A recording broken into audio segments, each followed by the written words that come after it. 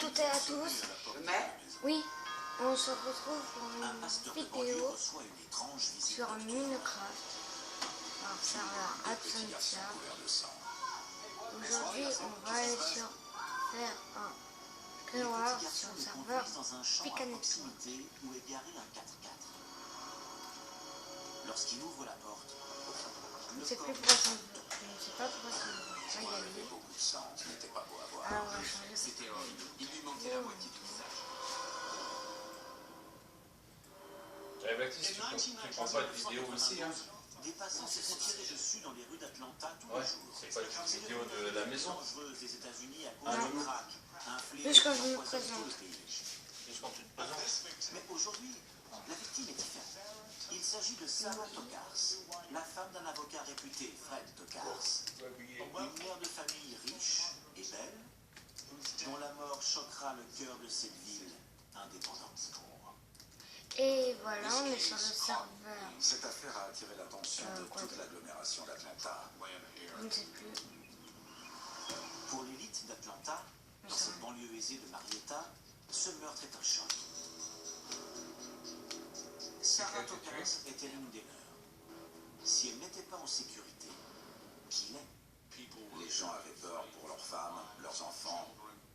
Fred, le mari de Sarah, est un grand avocat évoluant dans des cercles influents. Je crois qu'une partie de golf Ah s'impose. ouais, je me souviens. Je On l'ai va faire rencontré du et je connaissais aussi sa réputation. faire. Fred était connu pour être très intelligent. Il connaissait beaucoup de gens dans le monde juridique et politique d'Atlanta. C'était un fonceur. Fred travaille pour le bureau du procureur où il est très en vue. Il passe sa vie à enfermer des truands et Sarah le remarque. C'était un jeune avocat qui travaillait dur et qui était très productif. Je pense que Sarah a été impressionnée par son réseau de connaissances.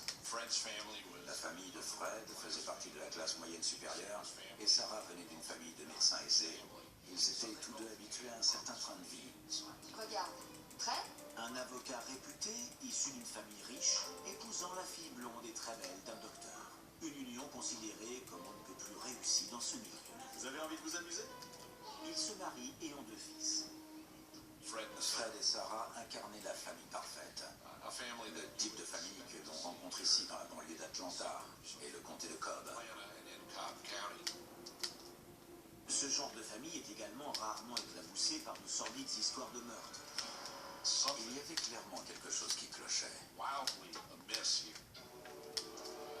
Quelques heures à peine après le meurtre, l'affaire est confiée au procureur du comté de Cobb, Tom Sharon.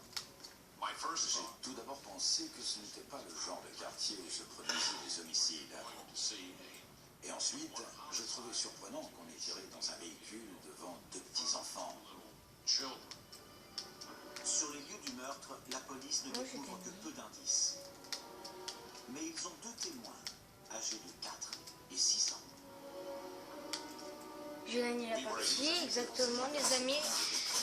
Je ne sais pas comment j'ai fait, mais tant mieux. Hein. Il a pu lui donner des informations très détaillées quand il était assis dans l'ambulance alors qu'il avait sur lui du sang et des bouts de cervelle de sa mère. Ricky Tokars, le petit garçon de 6 ans, raconte à la police l'histoire horrible de cette nuit où sa vie a basculé pour toujours. Sa mère venait tout juste de rentrer de Floride où elle avait passé Thanksgiving avec sa famille. Retourne dans la voiture. S'il vous plaît, ne faites pas ça. Sarah et Ricky sont agressés par un homme que Ricky décrit comme étant un homme noir, portant une cagoule de ski, des vêtements noirs et ce qu'il appelle un pistolet de pirate. Son histoire donne sa première piste à la police. Et comment je fais pour gagner? Vous voulez Ricky bien nous a parlé d'un homme venant de m'expliquer dans les l'intérieur de la commentaires? maison. Notre enquête Voilà. s'est tournée vers la maison. Ça n'a rien S'agit-il d'une été. invasion de domicile? Y a-t-il eu cambriolage? Ah, là il y a quelqu'un. Mais l'alarme a été désactivée et la porte arrière de la maison n'était pas fermée à clé. Les intrus n'ont eu qu'à entrer dans la maison. Lorsque les enquêteurs inspectent la maison, ils ne voient rien qui manque. Lorsque nous avons obtenu le rapport détaillé des enquêteurs et ont fouillé la maison, nous avons commencé à éliminer les scénarios de scènes de crime les plus improbables. Premièrement, Cela ne pouvait pas être un cambriolage aléatoire, parce que les voleurs ne se seraient pas risqués à entrer dans la voiture de leur victime pour lui demander de conduire, car ils risquaient d'être identifiés et arrêtés. Deuxièmement, quelle que soit la personne présente dans la maison, Désolé, j'ai... soit elle n'a pas eu le temps de voler quelque chose, soit, et c'est plus probable, elle n'était pas venue pour voler. La mort de Sarah ressemble de moins en moins à un cambriolage qui se serait mal terminé. Une exécution. Et de plus en plus à une exécution. Quelqu'un voulait la mort de Sarah Tokars. La question est de savoir qui voulait la mort d'une femme au foyer, mère de 2 enfants. de marcher... Je sais pas pourquoi. Au moment où Sarah rend son dernier souffle, son mari est en voyage d'affaires en Alabama. Est-il la véritable cible de ces tueurs? En tant que procureur, il a mis à l'ombre de dangereux C'est lui faits. qui l'a fait exécuter. Les enquêteurs voulaient avoir une liste Ça de serait gens qui pouvaient encore... au début intelligent, il serait idiot. Là. Retourne dans la voiture. Est-ce un plagiat du film Cap Fear? Un ancien Il a détenu exécuté qui sa se femme venge devant sur la les famille enfants. du procureur. Le jeune Ricky Tokars a peut-être la réponse à cette question lorsqu'il raconte comment s'est passé le meurtre de sa mère. Ils ont descendu la rue pendant environ 2 ou 3 kilomètres. Sarah suppliait l'homme masqué de ne pas lui faire de mal, à elle et à ses enfants. Qu'elle serait ravie de le Pas trouver falloir où il faire voulait, n'importe quoi, là et qu'il on le est à laisse la dernière tranquille. couche. L'homme ordonna n'importe Sarah quoi, on de est tourner foutu. à droite. Sarah a refusé, nous a dit Ricky. Et le coup est parti.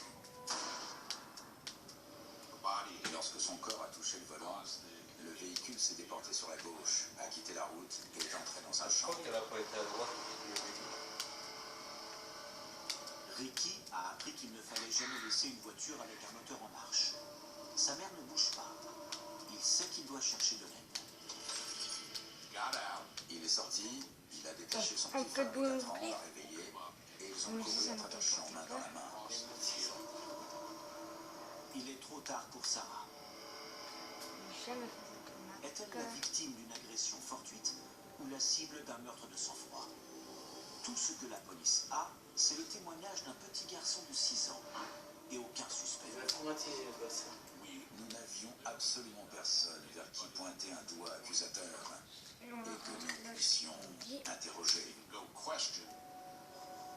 Jusqu'à ce qu'un homme se présente et aide la mère de ces petits garçons à obtenir justice.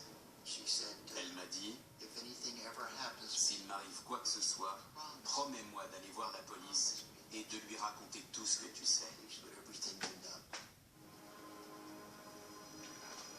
Dans la banlieue nord d'Atlanta, les riches se complaisent dans l'illusion qu'ils sont à l'abri des crimes sordides qui se perpétuent dans certains quartiers de leur ville. Sarah je Tokars, me fais un elle, a dit déconnexion et brusquement qu'elle face à cette non, réalité.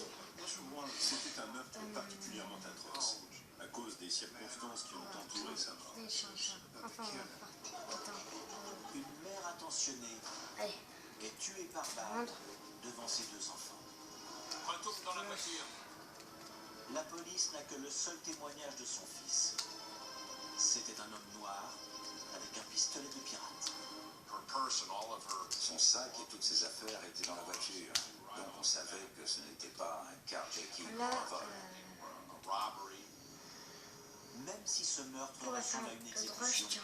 la police est C'est un- perplexe. Pourquoi c'est Sarah? un peu louche. Sarah, elle, n'aurait pas été surprise. Elle craignait pour sa vie. Quand Sarah ce sera... Tokars m'a dit que si quelque chose lui arrivait, Quand ça fera un peu il près fallait que j'aille 15 voir la minutes, police avec les j'arrêterai. informations que j'aurais. Ralph Perdomo est un détective privé que Sarah avait engagé avant sa mort. Sarah est entrée, elle s'est assise et nous a dit qu'elle pensait que son mari la trompait et qu'il était impliqué dans d'autres activités. Nous avons pris l'affaire et sommes partis de là.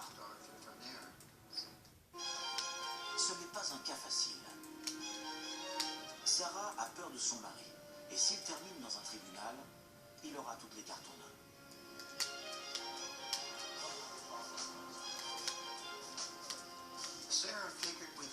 se disait qu'avec ses relations avec les policiers et ses relations avec les avocats, il pouvait lui prendre ses enfants. Et c'est ce qui lui faisait peur. Elle cherchait un moyen de sauver ses enfants. Elle ne voulait pas les perdre. Fred la menaçait et il lui faisait peur. Elle avait très peur pour sa vie. Elle conseille à Ralph Perdomo de rester sur ses gardes. Elle m'a dit qu'il avait la protection de la police. Partout où il allait, la police veillait sur lui et on aurait beaucoup de mal à récolter des preuves. Je lui ai dit, nous allons quand même essayer et on verra bien ce qui se passera. Lorsque Sarah tombe amoureuse de lui, Fred est un jeune procureur idéaliste. Mais les temps ont changé. Il faut qu'on parle. Fred a une nouvelle passion plus importante à ses yeux que la justice. Je ne peux rien dire pour le moment. Fred avait besoin d'argent. Il aimait la belle vie. Il aimait dépenser. L'un de ses associés m'a dit qu'il vénérait l'argent.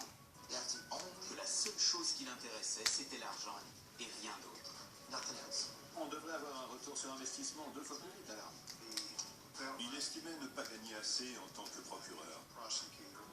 On se voit dans 2 heures. Fred décide de changer de camp et devient avocat de la défense, avec des clients issus des quartiers difficiles de la ville.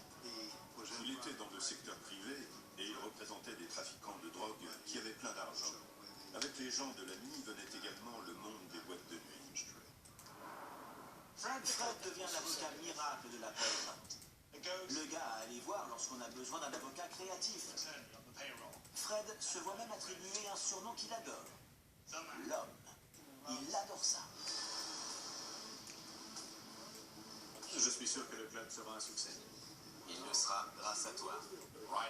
Il roulait en limousine, il jetait l'argent par les fenêtres. Il dépensait sans compter. Il avait des comptes offshore aux Caraïbes. Il fréquentait beaucoup ces boîtes de nuit où l'argent de la drogue était blanchi. C'était un client régulier des clubs de striptease et des autres divertissements proposés aux adultes dans les bas quartiers. Changement de plan. Le mec, il avait super sérieux, situation, ça ne suffisait pas encore. Ce n'est pas le genre de mariage auquel Sarah Tokars s'attendait. Après la naissance de leur second fils, Fred est devenu de plus en plus distant avec sa famille. Si ça me regarde, tu te fais passer du temps avec les enfants aujourd'hui. Le soir, il n'était jamais à la maison pour le repas. Le week-end, il avait toujours des affaires à régler loin de la maison. Ils s'en remettront. Fred ne tenait manifestement pas à poursuivre cette vie d'homme marié avec Sarah et ses 2 garçons. Sarah soupçonne son mari de lui être infidèle. Elle charge le détective privé de vérifier. Il traînait avec des gens qu'il n'aurait jamais dû fréquenter. Là, tu es dans 50 Et secondes, ça Sarah fait a eu 14 la minutes. confirmation qu'il la trompait par le détective C'est fini, privé là. qu'il avait engagé. Entendu? Oui. Des prostituées dans la limousine, des liaisons avec des stripteaseuses, le pire cauchemar d'une femme mariée. Toutes ces découvertes l'ont poussé à vouloir divorcer de Fred. C'est fini.